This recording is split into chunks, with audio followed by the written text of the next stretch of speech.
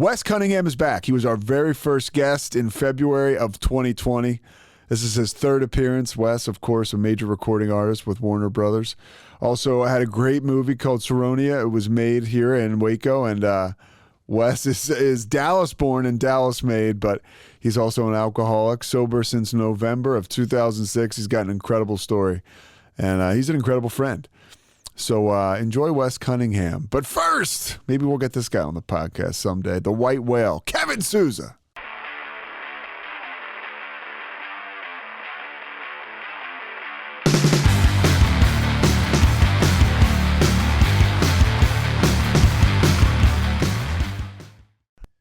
It's the payoff. We're talking about the payoff. So Pete. the point, by the way, goes back to you are our first ever guest. Yeah. We've been doing this for 2 years now. Mike, are we okay with the sound? I'm guessing we're all right, right?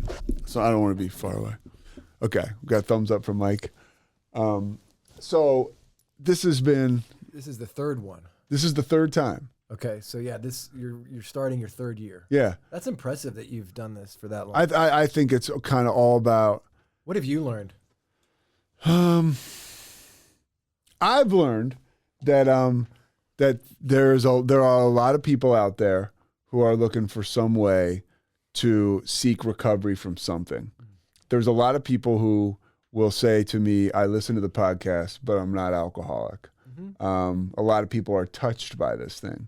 And a lot of people have their own, whether it's food or whatever. I think people really like self-improvement podcasts, you know? So I found that to be pretty cool. And also, you know, I think people that are trying to get sober, like there's several communities I think we've kind of broken into that really like the podcast and will listen over and over again and will share it with other people that come into their communities. I like that idea. So I learned that I knew there was a space for it. I didn't know it was this big. Great. I really didn't, you know? Yeah. Like, so there's like everybody goes to their little group or their little meeting. And this is more of bringing it all together. Yeah. I'm surprised how much people like it. Like I never thought that I was capable of moving the needle like this, but it's really not me, right? It's the program and it's like sobriety. Mm-hmm. So I'm just carrying a message. Yeah. But yeah, and other people like you carry your message. Mm-hmm. What have you learned over the past 2 years? Not about this podcast, but since we first had you on. Just the last 2 October years. 06. Yeah, I've just prefaced, I didn't, you know, I intentionally don't go into any of this stuff with any preparation. So I don't know what I said last year or the year before or any of that, but so whatever. But kind of intentionally because I just want to be off the cuff, you know, and real. And so the last 2 years, I don't know. It's hard to quantify 2 years. I think just lately, I'd say I'm trying to take everything a lot less seriously and myself less seriously, and it just frees me up to have a good day. You know, I mean,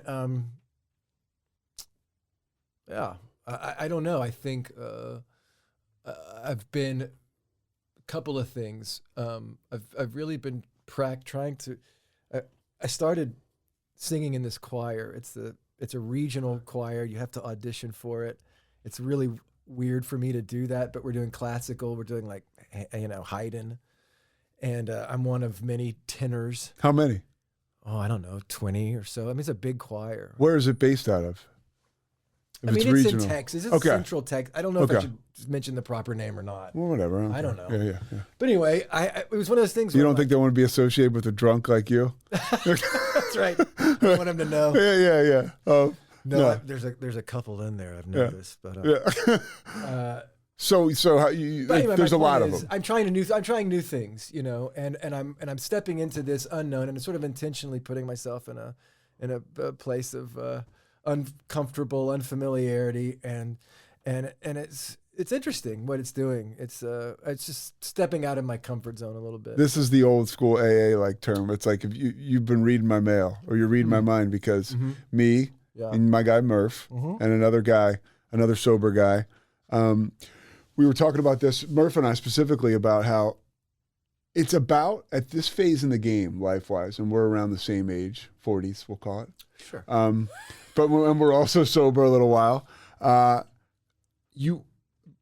recovery and life in sobriety really does push you outside of your comfort zone. If you're working some sort of a program, right, you're surrounded by people who will push you to be your best. Let's say you have a higher power or a movement, something's moving you in a direction that's the right direction. It's like, am I moving closer to or further from a drink? You know what I mean? Like if you're moving further from a drink, you're probably moving in the right direction.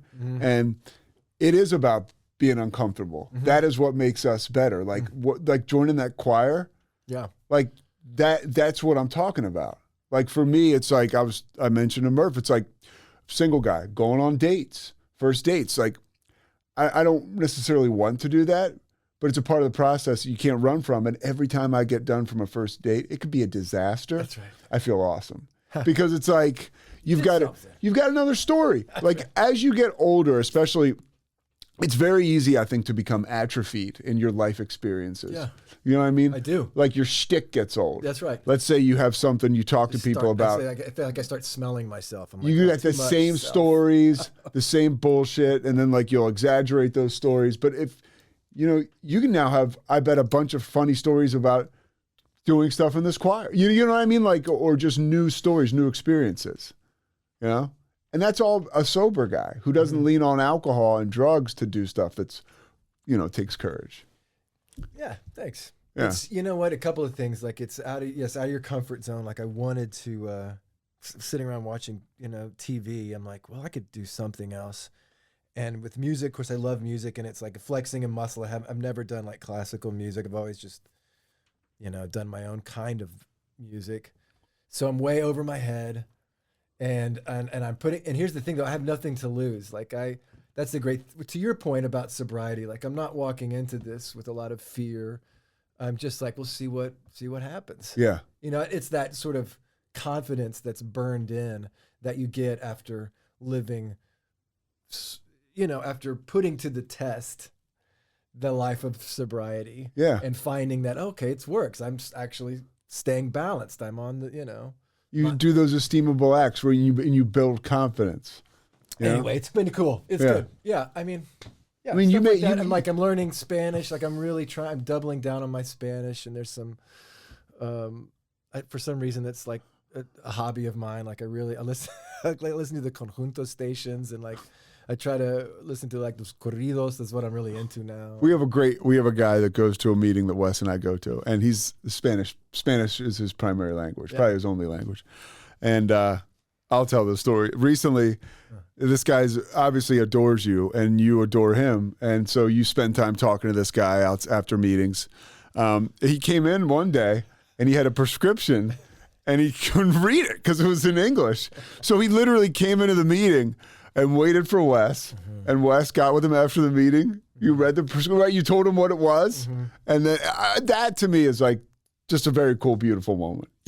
What's funny is, you weren't at this meeting, but he came and he picked up a chip and wanted me to translate for him. So I'm in this awkward position of like all these people I know and love, and then I won't say his name, but I'm translating, and the funny thing is he just keeps going and go, like it's like 10 minutes, 15, 30, like telling his story. And I don't know how to tell him, dude. Are you stopping him and doing it in intervals? I'm kind of trying to stop him, but he's just going. He's just loving the spotlight. Yeah. So did you have to do like a recap when he was done? Yeah, I'm over there like looking up vocabulary words. I'm like, dude, I can't. But that's the shit I'm talking about. Yeah. You're doing that in sobriety, and that's like, it's a fresh take on life. For you, by the way, I want to backtrack a little bit. You made a movie in sobriety, right? Where are you at with the arts, with your personal artwork, as far as your music? Are you writing at all? How is the creative? You mentioned that muscle. How often are you getting a chance to flex it? So interesting, dude. So I'll try to tell you. This is the short version. There's a hero of mine who's a musician. He's a Texas musician, and I've adored him for years, since I was young. And in fact, he was writing songs, and I thought, well, if he can do it, I can do it. So it started me really young. It was like, John Lennon and Hank Williams and this guy. And I've kind of known him. Can you say his name? I don't want to say his name Okay. right now. I've kind of known him. He got signed to a major record deal kind of around the same time I did. And so we've kind of had some parallels.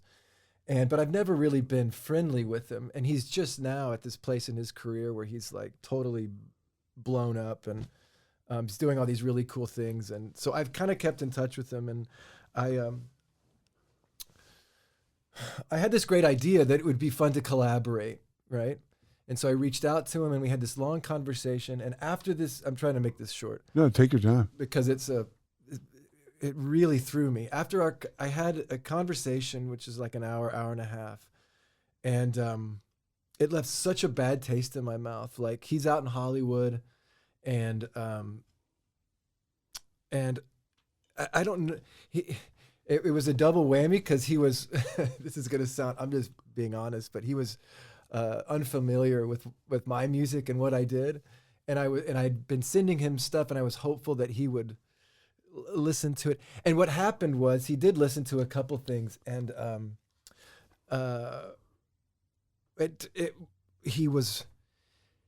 it was a terrible experience, this conversation with this guy. He totally undermined my confidence in what I did. And you know how it is when you're a creative person, like that's so fragile to oh have my an idea. Gosh, dude. And you just, any kind of dissension is just demoralizing. You just go, well, forget it. So this guy pretty much said, punched some real insecurity buttons of mine, like as a songwriter and as a singer. And it threw me off. It just threw me off. Yeah. And I had this feeling that I remember having back in the day, which is just this, I'm not good enough. It was devastating for me because he's my hero and he's telling me, you're trying too hard. You're not, this isn't whatever he was saying. I won't. So since I had that how long ago was this conversation? This was like 4 or 5 months ago. I had this conversation and, so I decided to just to like, because I know what to do in situations like this where I don't know what to do. Yeah. And that is just to like turn it over and like sort of surrender it. And I did that. And I've had this weird sense of freedom from that for a few months. And I don't know where it's going, but I'm sort of trusting God with it in the sense that I'm filling my ways creatively with Spanish stuff, with singing in this weird choir, with doing stuff with my kids, with building stuff like building houses, like is what I do for a living. And I'm expressing that in other ways, but I feel really freed up from having to impress people with what I can, with my music stuff. So, or impress myself. So I haven't been back to it. Yeah. And I don't know, and that's a long answer to your question, but I just don't know. Yeah. I just don't know. That's a great, honest answer. And the truth is, I'm really happy. Like I'm cool because I know from my experience that if God wants to bring that back around, then we'll go back. I'll go back and. This is not the first time you've been disenchanted by the business, and this is a great talent of yours. I can't imagine what it's like to be. To put, I guess I can a little bit with like what I do, right? Mm-hmm. Like on the air and doing play-by-play. It's like a kick in the nuts when you're just not getting the positive reaction or feedback that you expect or that you want. But like you mentioned, you just gotta, like when you don't know what to do, don't do anything. Mm-hmm. As far as that's concerned, keep going forward. But like, there's nothing you can do. But just keep going forward, Do you have a hero? Like, do you have an announcer or somebody that you emulate or would like to emulate in your? Yeah, I mean, I've always loved. I mean, I go back to the old. Brent Musburger was a guy who. Yeah.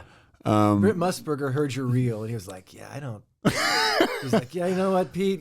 I'm sure you're a great guy, but I just don't hear it. You don't got it." Yeah, that would be suck. devastating, yeah, right? Yeah, I would be extremely devastated. That's basically what this guy said to me. He's like, you're trying to be John, Paul, and George all at the same time. You don't have a singular voice. Like he was saying stuff to me that I don't agree with. Like I'm like, no, I do what I do. And I'm defensive of it, but at the same time, there's a little bit of truth to what he was saying. And so I took all that information and just pulled back. Yeah. And because my obsessive mind will just I'll just eat my own head with that kind of stuff. And I can't afford to do that anymore. You know? I notice that I go through periods of and this is sobriety, I think. If I get rejected, whether it's personal, work, I'm not good enough, or I just don't get the positive response I want that leads to more work, right? I will obsess, but it's usually like a 48-hour period where I go bananas. And then it rides off. That's right. It rides off into, another place. Because I do think the practice of not taking myself too seriously is one that I have, I'm not going to say mastered, because every day I lose my shit at some point, right? But I do, I'm just like, well, who cares? Literally, at some point you do. And this comes back to a conversation I've had with somebody recently about, God has been very good with me, or the universe, or whatever, with dispensing success very periodically and limited. You know what I mean? So I get it. I get it, but then I don't get it. And it's kind of one of those things where it's like, in all different respects of my life, I feel like I really have experienced what I thought I never would. Right. Right. In my life, in my career, personally. But at the same time, I have also noticed that in those periods of, like I've said, limited success, that donut-sized hole in my soul always reveals itself. So it's one of those things, you might as well just get on with fulfilling yourself spiritually and in sobriety, because, and look, you can talk to the people at the top of their crafts. I was recently talking to a basketball coach doing one of these games I was doing, a big-time coach. And he was just he was so cool, but it was very obvious he was kind of bitter and just sort of resentful a little bit. And it was this guy's at the mountaintop, and he's still got that. Wow. You know what I mean? And I'm sure he has moments where he's totally satisfied and fulfilled. He was just being a regular dude. That's right. And you think that people that are that successful, they're not right. Yeah, they are. So we might as well get on with it. I think what you're talking about for me is acceptance. It's I wake, if I'm really going to put feet to this deal, to this faith, to this whatever, this is it. I wake up in the morning and I go, this is it. This is me. And my day is filled with opportunities to be present and to be alive in other people's lives. And that's when I'm happiest. And when I'm when I shroud myself with my own anxieties and fears and what do they think about me and all that stuff. It's no bueno, I can't. It's just I have a bad day. It's just as simple as that for me. It's One thing I really admire in you and your wife is you got these 3 kids who are very, it seemed like they're really packing stuff into the stream of life, right? Come on. I mean, dude, you got one kid who's at the top, just top flight, and you guys are clearly doing well as a family unit, at least from what I can tell, right? Yeah. Do you see your spirituality and your sobriety? Do you ever have those moments where, because I know what it's like, again, my dad, one of my heroes, but he was wound very tight. Yeah. Right. I see a lot of my friends in sobriety who are sober and who are dads bringing a very positive vibe to their homes, and they don't even realize it. You don't even realize it, how much different it is than if you have a family who is just whether it's broken or not because of horrible circumstances, or whether you have a family that's considered quote unquote winning, and you've got the alpha coming through the house every day that's a complete dick because he can't help himself. Sucks all the air out of the room. Yeah. What is that? Do you see that at all? Like your journey and your sobriety at work in your family life? Yeah, I think. And I'm not saying you're perfect, I mean, clearly. I try to promote the type of freedom that I've experienced in the program for me. So when I'm home, I really try to live honestly and openly and not expect. I think when I was, I grew up in a religious household, and there was expectations and certain things you're supposed to do and don't do, and I really feel. For me, I try to. So here's an example. My poor kids, like at Lowe's, I remember one time I was rude to the cashier, and I went and got in a truck, not just flippant, just whatever. And I was like, you know what, that's not gonna cut it.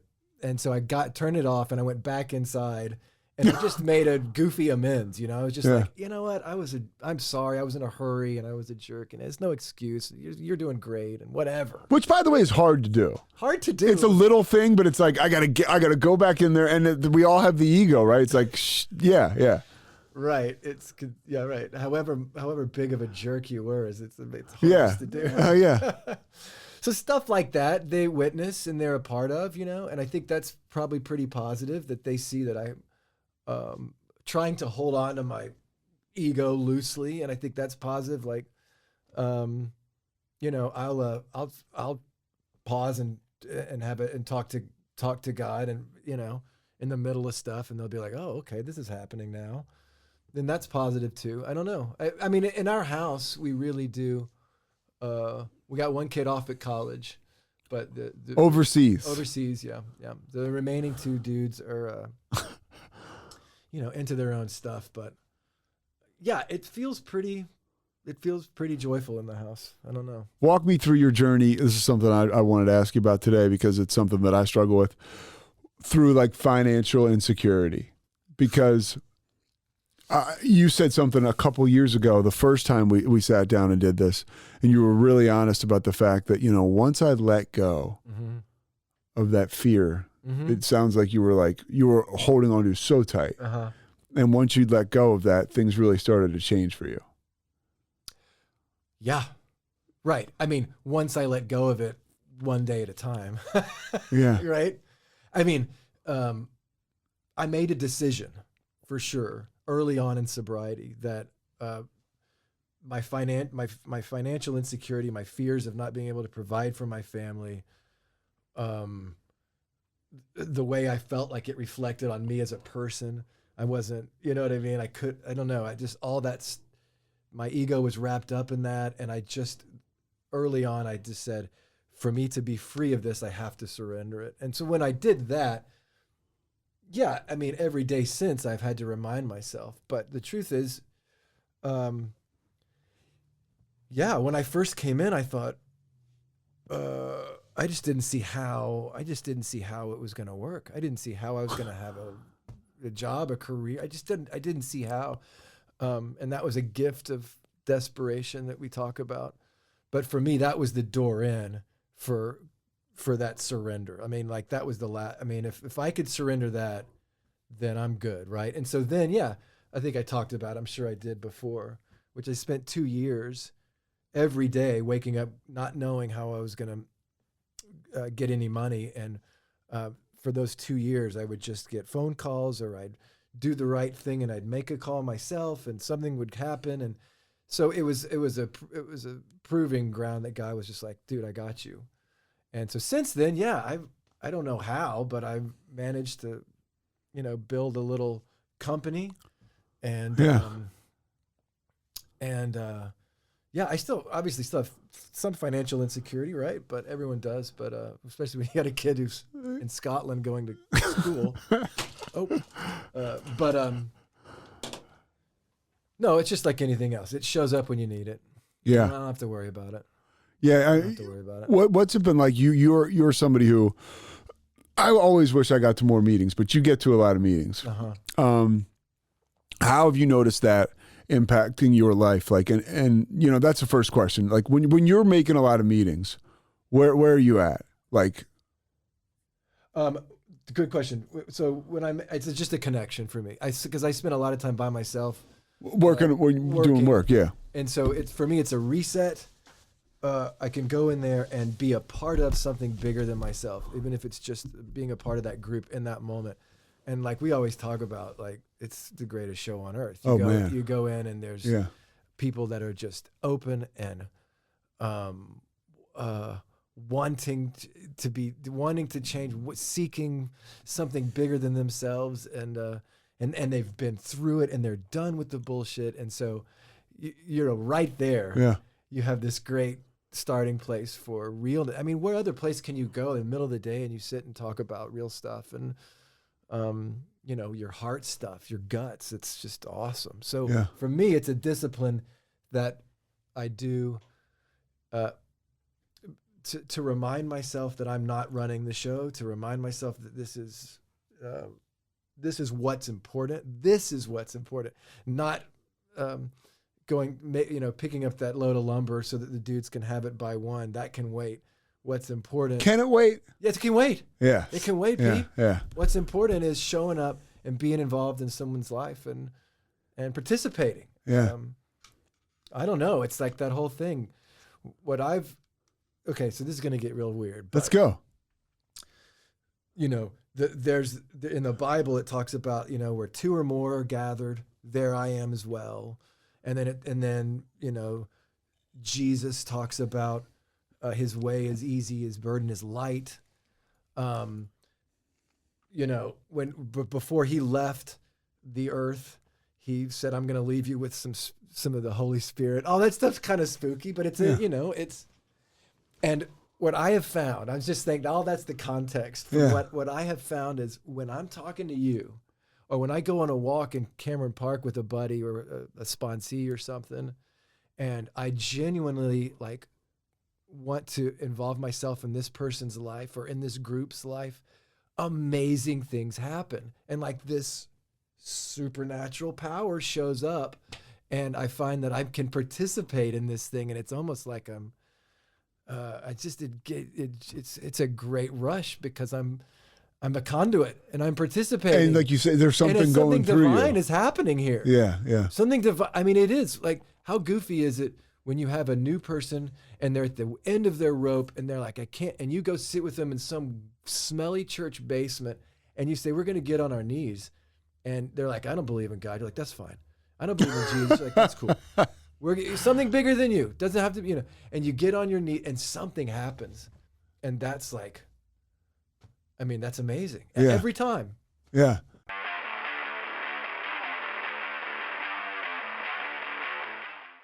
Welcome to One Star Rewind, a new podcast about those dreaded one-star reviews that every business owner hates to receive, but yet every customer loves to read. During this podcast, we will peel back that one-star review to better understand how it happened, when it happened, and what the business owner is doing after receiving that one-star review. This podcast will be about love, hate, and laughter. On One Star Rewind, we will meet with real business owners who will tell their stories and how they do rely on reviews for their business. Follow us on Facebook, Instagram, or download us at roguemedianetwork.com. Please subscribe, but only rate and review for not a one-star review. Join us each time for a new review and a new story. Bros and foes and heroes. Gonna tell you about bros and foes and heroes. Gonna tell you about. Hey, I'm Zach. And I'm Mike. And we have a fantastic new podcast to tell you about. Bros, Foes, and Heroes. It's the two of us looking into the world of comics, breaking down some characters that you may have never heard of, and some that are just absolutely ridiculous. Yeah, so Zach comes up with a character each time, and I go into it just completely blind. I don't know who this person is or what their abilities are or anything, and basically I guess we kind of go over their origin story and just some of the ridiculous stuff that maybe, especially Golden Age stuff. Oh, Golden Age stuff is always the best, and we will make sure to highlight all of the shenanigans and just absolute weirdness of everything. Yeah, that's right. So subscribe today and follow us on Instagram at Bros, Foes, Heroes. And if you don't, I know where you live. Not really, but please subscribe. Bros and foes and heroes.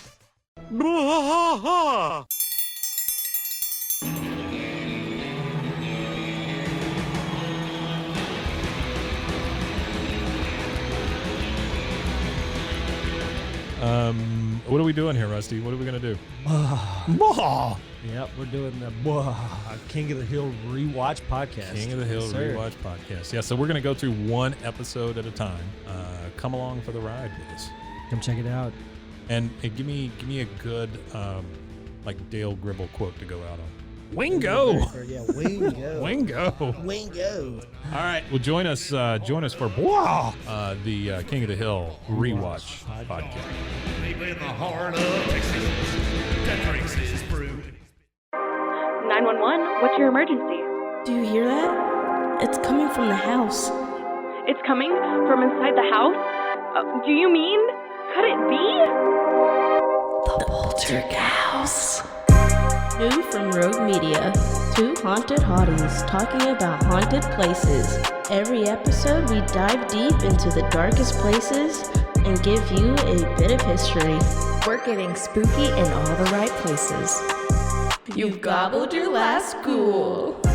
Follow along for the craziest and spookiest stories with Debbie's Dark Tourism. The Stanley Hotel, Winchester House, The Alamo, Hotel Monte Vista, and more spooky places. Find us at _Poltergals. POLTERGALS. Look over your shoulder. It's us, the Poltergals. Wherever you consume the podcast, you can find us there.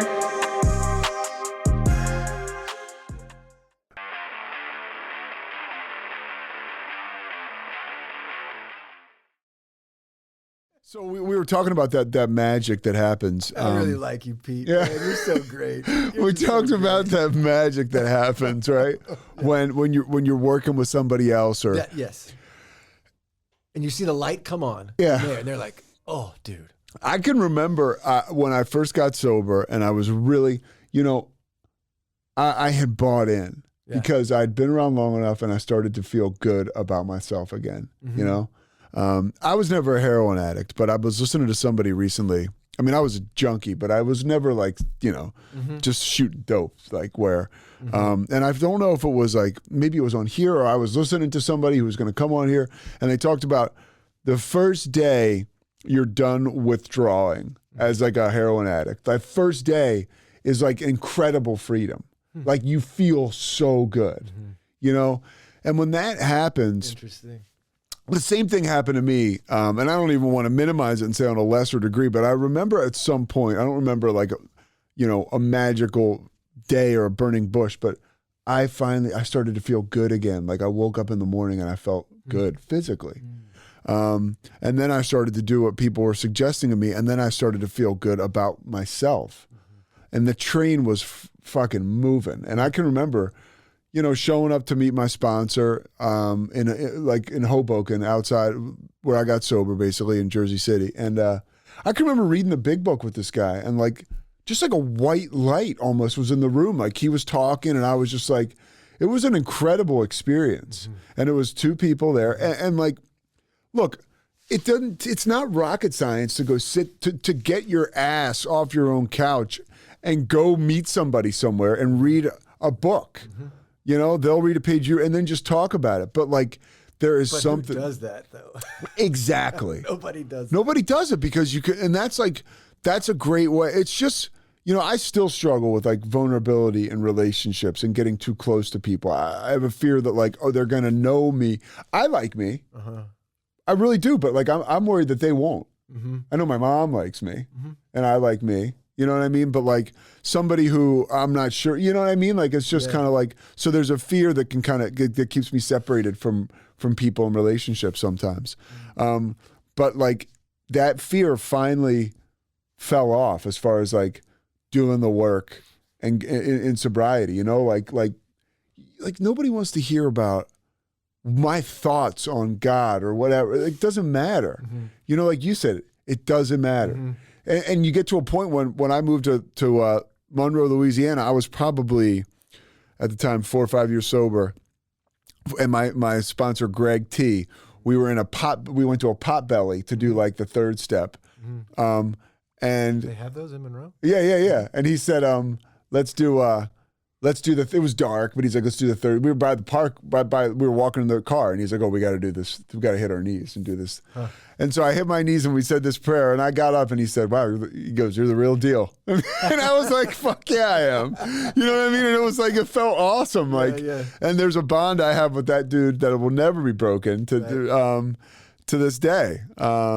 Greg Tuzian, he does my taxes. Greg T, he's the best guy. He's out there in sobriety. So, but yeah, if you need your taxes done, you can get in touch with him. But yeah, it's incredible. One thing I wanted to ask you about your journey, being in a, oh, go ahead. Before you say that, yeah. I just want to tag onto that. Yeah. You said it doesn't matter. Yeah. And I think going back to this conversation I had with this dude who was out here dropping all the fancy names of all the people that he knows, I started to feel really insecure. And I thought, it doesn't matter. And I think that was it. I meant to tell that story to come to this point, which is I really felt a sense of relief that I can really put that down, that thing that I've always carried with me, which is like I have to create to prove to the world that I'm worthy. I finally just put that down, and I don't have to carry that anymore. And I know that we talk about it, and I put it down and pick it back up. Yeah. It's just the way that it goes. But in that moment, there's something that happened there that I just thought, it doesn't matter. It's not a big deal. It's just there's other things that I need to be doing right now. So anyway, sorry. No, the most I would say, I'm trying to think of a bright way to say this, but like sobriety, real sobriety, and the feeling of being able to help someone else and having been helped is such currency, and it will break barriers. It will, I've sat with our boy Kevin in that Kim's, that diner. We go to lunch, and he's got this guy. I forget the guy's name, but he was a guy that was just out of prison, and he would come, and I think he's back in jail because he violated parole or something because he kind of got off the horse. But like, we just were three guys from three different. I'm a Northeastern guy. Kevin's all Texas, and this guy's from a tough area in Waco. And we just sat there and broke bread for like 2 hours and talked sobriety and life. And it was just like, that stuff is magic, man. And like you said, it is really the greatest show on earth. The ability to find that common bond in sobriety with people who are not like you at all. Or at least like they are just like you, but on paper you don't think that they're like you. But yeah, that currency and the ability, it is. I feel wealthy, you know what I mean, Yes, exactly. because of that. And but I'm not. I feel like shit if I'm not going to meetings and if I get away from the program because I feel like I don't have this. It's just me and my dog, and then I have Raphael coming over. My neighbor going, I'm worried. It's just you and Sadi. He's Raphael, who Wes knows. Wes owns the house that I live in. Raphael is my neighbor. Raphael's trying to set me up with his cousin. So a couple of days ago, he's giving me shit like, you didn't call her. And his wife, Lorena, who's beautiful. Oh, you didn't call her. They sang happy birthday to me in Spanish. It was unbelievable. I mean, it was, and that comes through you. You were a conduit, not a condiment. But I was in a tough relationship, and enough had been enough. Like anybody, a lot of great things come to an end. I don't even know that we would call this a great thing, but it was coming to an end, and I needed to follow my heart and to do what I believe was the right thing and other people believe was the right thing. But I didn't have a place to live because I was moving out, and I called Wes. And I got on the radar, and I was staying in. I'd moved away from where I was living, and I was living in a hotel in Waco for like a month and a week, 2 weeks, and then you called me, and you were like, I got a place right now if it's ready for you, and boom, I was right in, and then so now I'm in there, and I got these two people in my life, these neighbors who, by the way. You should hear the way that they talk about you. And there's circumstances to how these people ended up in this house that I don't need to share, but you're doing service with the houses that you own and flip, and you're giving people spaces to do their thing. Thanks, man. Yeah. I love that part of it. Yeah. Here's and it's one of the I stumbled into owning a few houses, literally more than a few. Well, I was a handyman. That's what we were talking about like years ago. First in sobriety, those first 2 years. And how did you learn to do stuff? I didn't know how to do anything. It was just like pre-internet. Like I had like a Home Depot book. I was just like looking at threshold. What is that? And then I did. The truth is, I don't know. I still don't know a lot of stuff. I just make it up. And you look on YouTube. I just look on YouTube. Yeah, you know, it's easy. It's not dumb. Yeah. I mean, it's not hard. Yeah. But in terms of like being in a position to be a landlord or to work with folks who are here who may or may not have legal status, investing in relationships like that is such a joy for me. Yeah. Because it's I genuinely feel like I was gifted all these resources, and yeah, I mean, you know, it's good investment and it's good for whatever. Well, you're not hitting us over the head with rent. I can say that. I mean, that's part of my thing. As I try to keep rent, I just try to. What's important to me is the capital for me is the people and the hanging out and the, like I said, like the Spanish thing. Like I really love getting to know some of these guys and speak Spanish all day. And I mean, that's what else is there? That's the life. That's fun. I don't need to squeeze people for rent. Just to talk business for a second, like the city of Waco. I moved here, and I said this on. I appreciate people like Dr. Tyra Lindsay. She has a podcast she does here, and she's an incredible woman. She works at Baylor. She's married to a buddy of mine, a guy I knew before this, Sydney. I knew before I got to Waco. But she brings a lot of value to Waco. And with a lot of value, we've had a lot of people like Tyra move in to this area, which is awesome. But at the same time, we've seen like rent go up and stuff like that, you know? So we're in one respect, like, you really thank people like Tyra because it's pretty cool what she's brought to the city. You know, absolutely. She wants to, she's incredible. But you look at like the rent going up. Dude, when I moved into this place on 5th and Mary, when I first moved here, it was 2017. I can remember Julie Hayes, my friend from work, went through and took a video of the. I was like, wow. I was paid $850, and it was like an airplane. It was like an airplane hangar, dude. Right, I remember. And now, you helped me move from there, and now that place is like, a couple grand a month to rent. I mean, it's just, and that's great, and that's real estate everywhere, but people can't afford it. Mm-hmm. You know what I mean? Like people can't afford to just live in places. That's a good point. Yep. I mean, and it sucks. I was talking to a girl. I mean, and luckily I'm not in this space anymore. I was talking to a girl who is at work, and she's like, I can't find a place to live. It's just tough. So what you do is really does make a huge difference. Yeah. It's fun to participate in that. How often? And I agree with you. I think like Magnolia. I think they've done great. Yeah, that's awesome. I love it. People get down on them. I'm not down on them. I'm up with it. Well, here's they do good things for the community, and it's all. And here's the thing. Like I've had, I've lived here, and it's also too like part of my journey. Like I have been able to like doing more of the play-by-play that I do, finding a real comfort in myself, like working on the air here at Channel 10. There was a moment in my life where I was like constantly, okay, what's next? Mm-hmm. Am I going to move out of Waco and go somewhere else? Like, and I had opportunities to go other places. Bigger and market. Or yeah, whatever. Totally. But like you said, and it's a day-to-day thing, dude. Yeah. But everything has started to kind of come together. Like the work, the monetary stuff, all the stuff that I used to stress about. Now I just find other shit to stress about. You know what I mean? Like really, like, but like all that stuff, like living in Waco is why I'm able to accomplish my dreams doing play-by-play for networks like ESPN and stuff like that, like, and doing it consistently because I ended up in Texas and I started doing stuff with Baylor and the Big 12 and then up and up. That's cool. It wouldn't happen anywhere else. That's cool. I mean, if you think about that, like so I really have like, people used to be like, well, and this is like a cool Waco thing. People would be like, oh, where do you live? I'd be like, oh, between Dallas and Austin. I live in Waco, dude, and I love it. Dude, I do that whenever I go overseas or I travel. I'm like, I tell Emily, I'm like, we are from Waco. We're not from Central Texas. Exactly. I'm from freaking Waco. I'm representing Waco. And you're a guy that grew up in a very nice neighborhood in Dallas, right? Yeah. And so I grew up in an area outside of Philly. So it's like there is some bit of a mind fuck that you must navigate to arrive at a place of comfort and like, this is who I am. Yeah. This is where I live. And this is fucking great. And the moment it's like you said, the moment I embraced that, the moment things really started to like explode for me. Yeah. So it's a pretty cool deal, Yeah.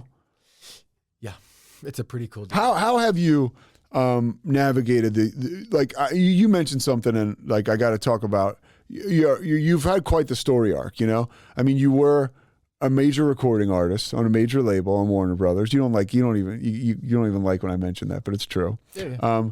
You had things go awry because of your alcoholism and because of whatever else. Mm-hmm. And then you were a handyman. Mm-hmm.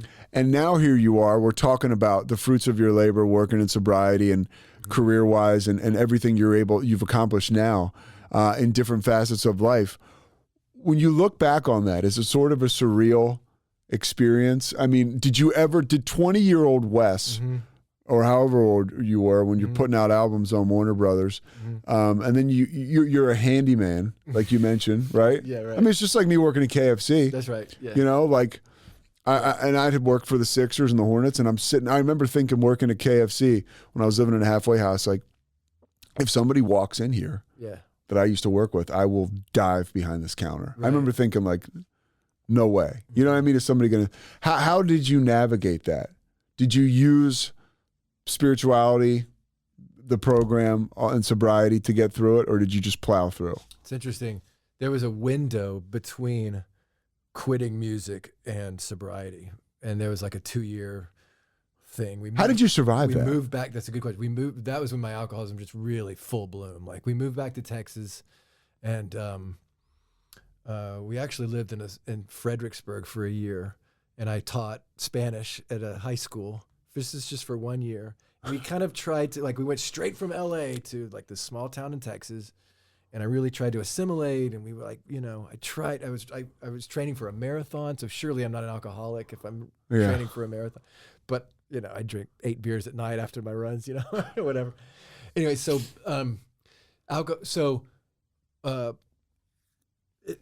it wasn't enough, like, teaching school. I also had to wait some tables. And so I'm in this small town in Texas, and you mentioned KFC, like, I'm waiting tables at a, pasta restaurant, and my students would come in, and I'm waiting and I'm taking their order, and I would just every night, me and the dishwasher had a thing. He would set aside drinks, and I'd go back there and slam them while I'm waiting tables. It was just, because I just could not justify my existence. At the same time, like, I had to make money. Were you delusional at that point? I was so delusional. Yeah, like what you were going to do with your life and your career. Like, what were you telling yourself, if you remember? I mean, I was just resentful. I was telling myself that I just got the short end of the stick, like, no one appreciates me. No one... And are you telling yourself, I'll be back, or are you telling yourself, I'm screwed? No, I think I didn't have any... I don't. It's hard to remember. All I know is that it was a really difficult time in my life. It was a dark time. So dark. And so then I said, well, you know what? And I think you may have touched on this before. Like, let's move to Waco, and I'm going to throw in... Where you went to school. You went to Baylor. I went to Baylor, but my wife knew somebody who was involved with this nonprofit. I'm like, I'm just going to throw myself into this, God work, and I'm going to do all these great things for God, and then God's going to do this for me. I had this transactional thing. Yeah. And it just got worse. It was like living in, like, that first year in Waco was the worst it's ever been. And because it's the alcoholism. It's the alcoholism was the solution. I just wanted to feel right. I wanted to feel okay.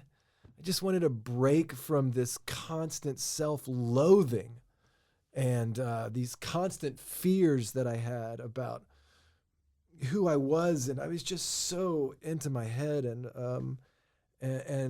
also, like, my wife, I wanted her to like me. I wanted her to respect me, and I didn't know how to do that. And it was just a really hard time. Yeah. And I mean, you know what it is, it takes what it takes. And so all these different things had to sort of crater at once for me to finally go, well, maybe I need some help. Yeah. Because I can't stay drunk all the time. How do you stay there once you get there? What do you mean? To sobriety. How did we've talked about it on the show, but Wes had a family member who was familiar with the 12 steps and sobriety, and he takes you to your first meeting. How do you stay there? How do you stay in sobriety? Yeah. How do you keep going to meetings? How does Wes, how did it happen for you? Because, this past week, we got somebody that you and I know who's going to prison for a long time, who was sober for years and came to our group, and I had no idea what had happened to this person, and I'm on the news, and then They are too. I was like, wait, what? Oh. And then there's a guy who I know who's dead now from this thing just recently. Both of these people, at one point or another, sat within the friendly confines of the rooms, sat there with a chance. You know, how did you stay? Well, what happened for you? Well, I stayed because I had to stay. The first few years, I had to stay. Like I had to. I had started to work the. Do we say that? Yeah, you can say whatever you want to. I started to work the steps, you know. Yeah. And I got with a sponsor, and I started to sort of do that process of seeing all my fears for what they were, seeing myself, and just all my weird thinking was sort of unraveling. And at that point, it's like, if I'm not connected to AA, then I've really got nothing. So I'm like, I had to stay connected because that was the power source that was providing me with, you know, peace. When I'd walk up those 3 flights of stairs, I'd finally feel at home with other people like me. So initially it was because I had to answer your question. And then after my life stuff started coming back into my life, I got some money, I got some respect, I got some stuff to do. People like me all of a sudden. And again, and you know, I'm living this life that I never thought I would live. And it's better than I thought it could be. It's real tempting. And I did go away for a while. I've done that before. And I've experimented with like, you know what? I think I got it. Yeah. I got it. I'm going to go. And I go back and if I don't make a meeting, if I stay disconnected from other people that are in recovery, if I sort of isolate myself, which I can do. Yeah. A lot of us made it out of the woods through COVID. It was a weird time. COVID was a really hard time. It was a hard time for a lot of people. It was nuts, man. I know a lot of people have never been back, and some are dead. I mean, it's crazy. People who didn't even have a problem before died.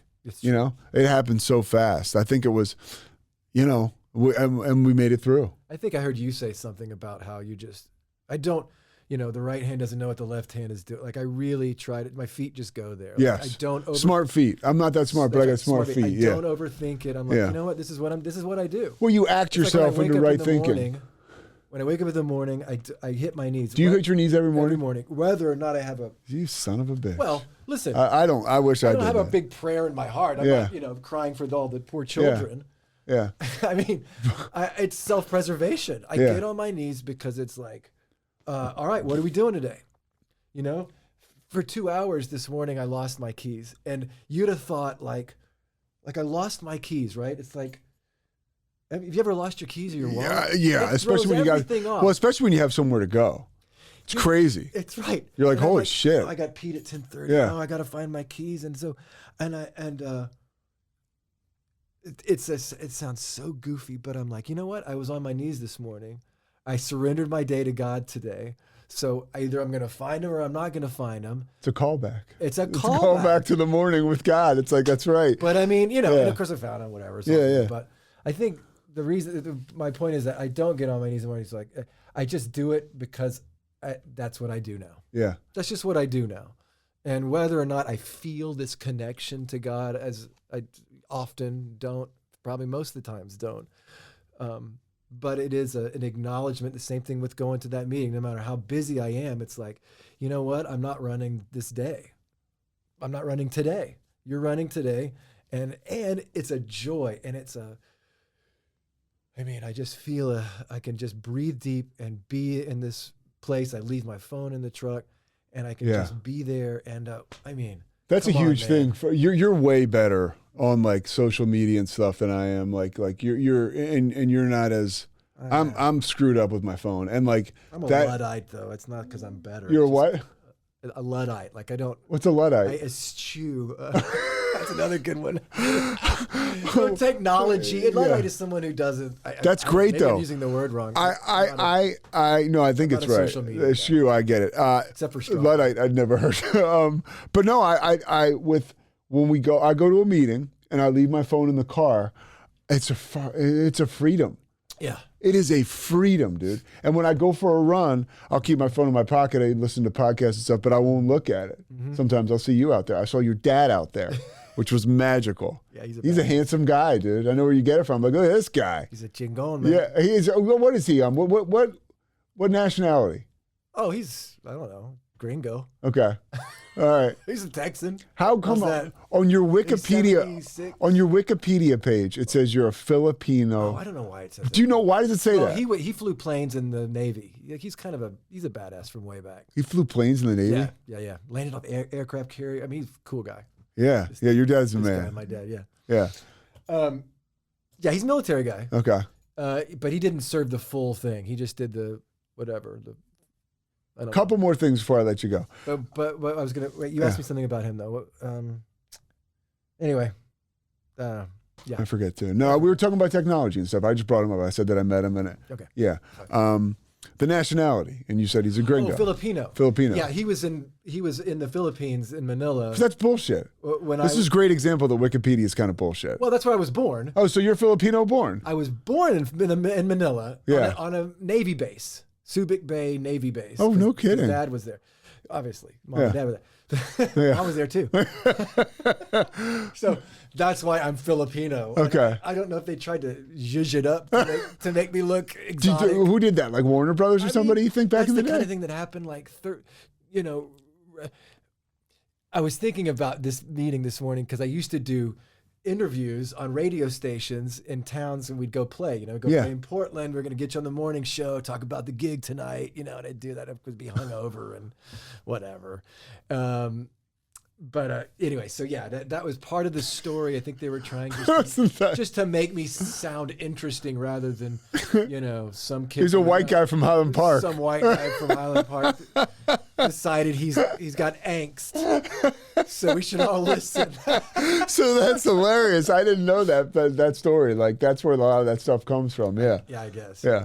All right. What else? A couple more things for you. Okay. What do you think about when you turn on the TV and you see an Applebee's commercial and they have the Rolling Stones playing, like "Start Me Up"? Like, is that a sellout move, or do you understand that? What do you think? Really? Are you like, come on, like, you guys kidding me, or what do you think when you hear that? Like Rolling Zeppelin? Like, I don't know. Well, I mean, literally, Applebee's has "Start Me Up" as their song. Like, when you see that, what do you think? I'd say, I think Mick Jagger's grandkids are loving it. Just like, yeah, this "Start Me Up's probably. It doesn't Mickey Mouse become public domain like next year? So Mickey Mouse? Yeah, I'm just saying. Yeah. After a certain amount of time. You got to cash in while you can. Is that what happens? Like you become public domain after so long? Yeah. Okay. After so long, yeah. I think Elvis. I mean, it started. I don't want to. No. There's a whole history there. So is that why people sell the rights to their catalog or whatever? Like Bob Dylan sold his catalog, and I'm like, why not? I don't have any problem with that. Selling out is like, who cares? I mean, I don't have a problem. So you're not like that. You have no problem when you see Mick Jagger. I mean, I still don't go to Applebee's. Yeah. But. What about a musical artist today that you think is really relevant? Somebody who maybe your kids listen to or who is popular. Who you really think is relevant and has something to say. And that's not a knock on all the other artists. They've got something going. You know what I mean? Like you watch Bruno Mars, you're like, holy, this guy's incredible. But like, but what do you think? Who do you think really has something to say? It's tricky, right? Because my heroes are guys that burn out. Like the guys that are like, I mean, Kanye's a great example. Like Kanye's awesome. And he speaks to, he speaks his truth. Yeah. And then some of his albums were so awesome. Yeah, I mean, and I still listen to him, but I'm conflicted. The nature of an artist is to sort of self-destruct. I mean, I don't know how you stay relevant, or like, I don't know how. I think Dylan's probably one of the few that's just remained a badass,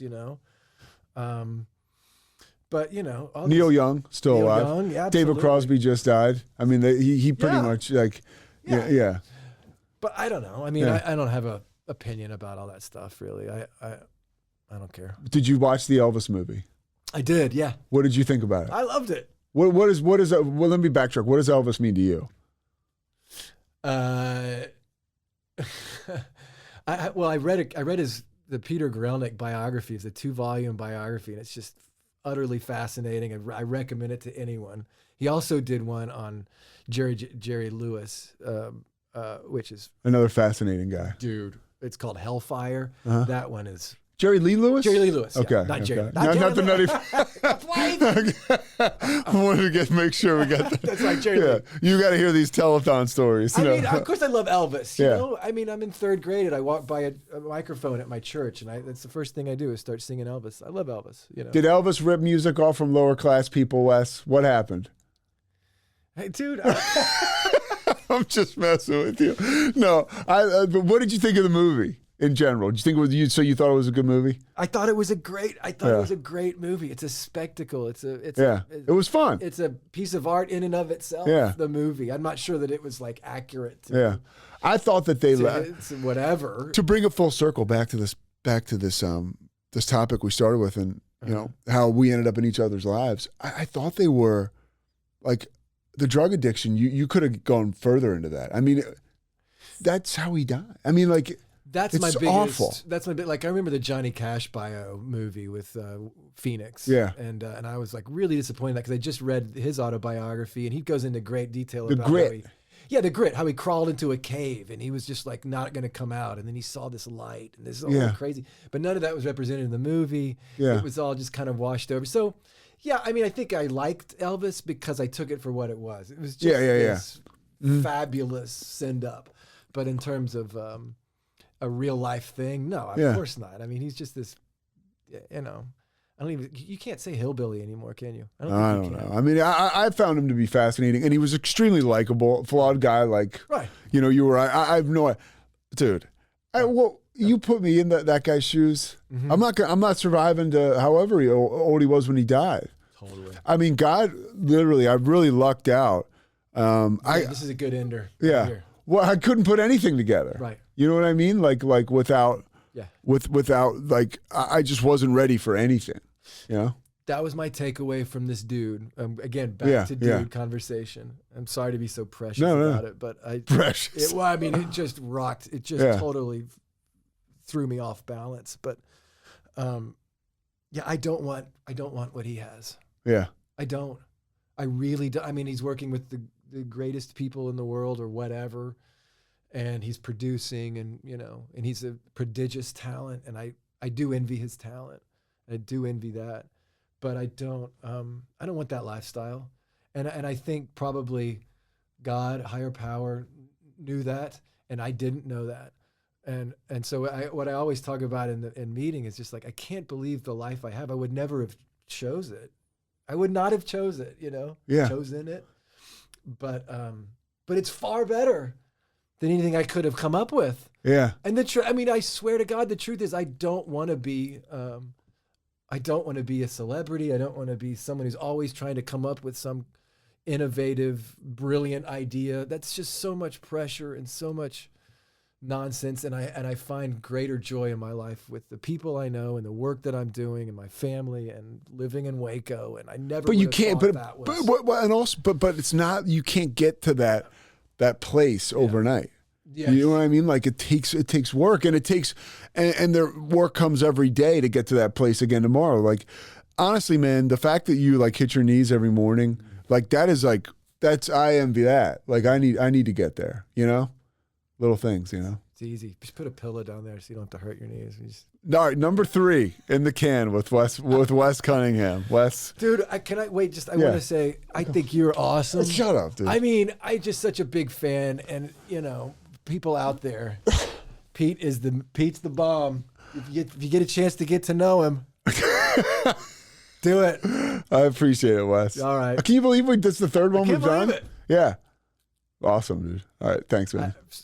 Sorry for being boring. Anything else, by the way? I didn't give you a chance. Between this and next year, I'm going to do some crazy stuff just so I have stuff to talk about. You had plenty to talk about, honestly. I had a bunch of questions in my head I knew we were going to get to, but I knew like there was other stuff I'd ask you.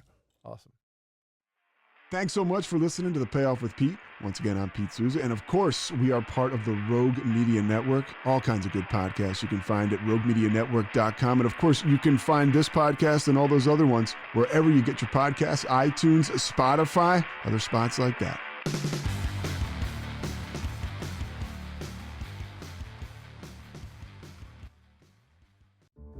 This has been a Rogue Media Network production.